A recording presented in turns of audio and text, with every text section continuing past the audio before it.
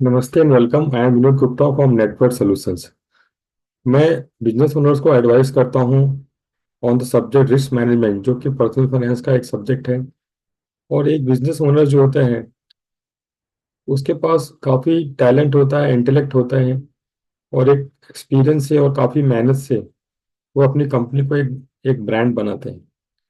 तो उसमें काफ़ी एफर्ट लगता है, और इतना ज़्यादा इंटेलेक्ट और टैलेंट होने की वजह से उनको बिजनेस में और फैमिली में एक जो रिस्क होता है उस पर मैं एडवाइस देता रहता हूँ, और इस तरह कुछ कुछ छोटे छोटे प्रेजेंटेशंस भी बनाता हूँ बीच बीच में।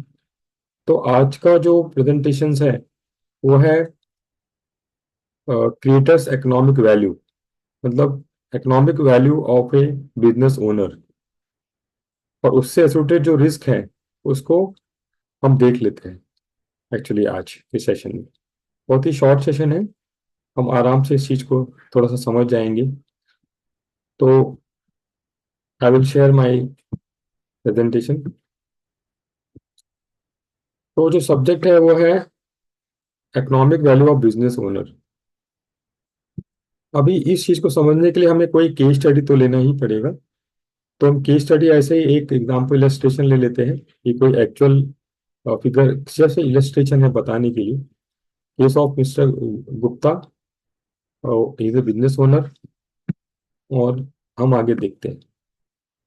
तो अल्टीमेट पर्पस जो बिजनेस का है वो है तो क्रिएट वेल्थ फॉर जनरेशंस, और एक ऐसा भी एंटरप्राइज बनाए दे जो हमारी लाइफ के बाद भी चलता रहे। This is the ultimate purpose of A business जो है।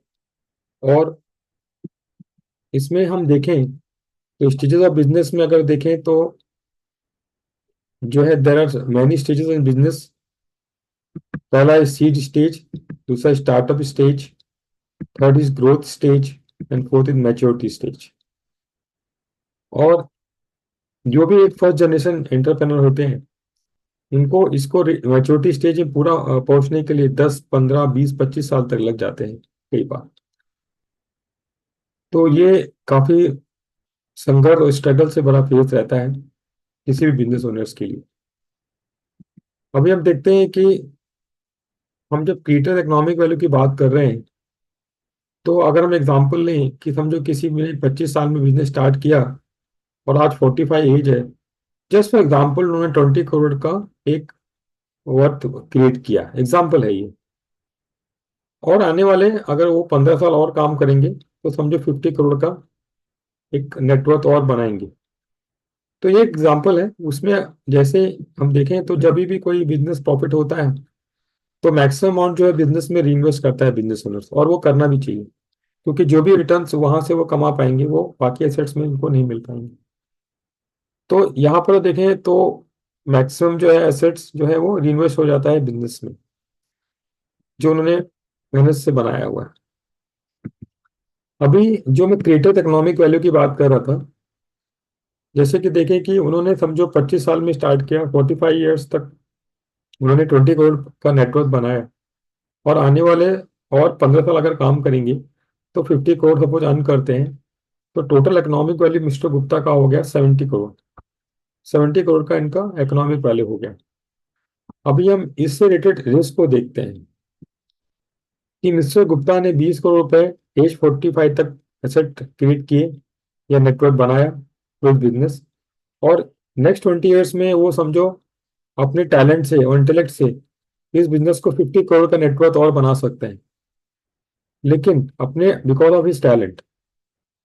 लेकिन इसमें इफ मिस्टर गुप्ता अगर चाहे कि ऐसा कोई प्रोविजन है बनाए जो कि रिस्क है, अगर समझो मिस्टर गुप्ता 45 या 50 या 55 पे नहीं रहते, तो जो उससे रिलेटेड रिस्क है तो वो कैसे कर सकते हैं कि वो 50 करोड़ जो अपनी फैमिली को देना चाहते थे वो दे सकते हैं।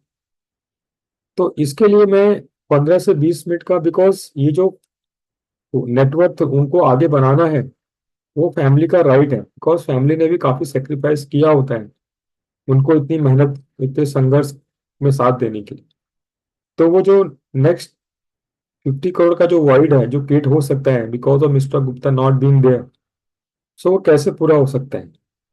तो इस रिस्क को समझाने के लिए मैं 15 से ज़्यादा नहीं, 15 से 20 मिनट का एक जूम सेशन लेता हूँ। या ऑन, अगर कोई बोलता है फेस टू फेस, तो I I reach there by face to face also.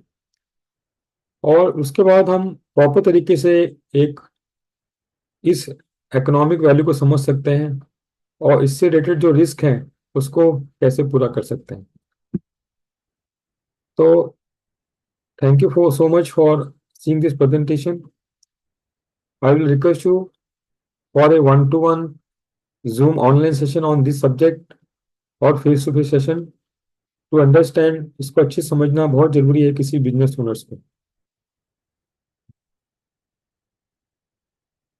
Thank you so much. God bless.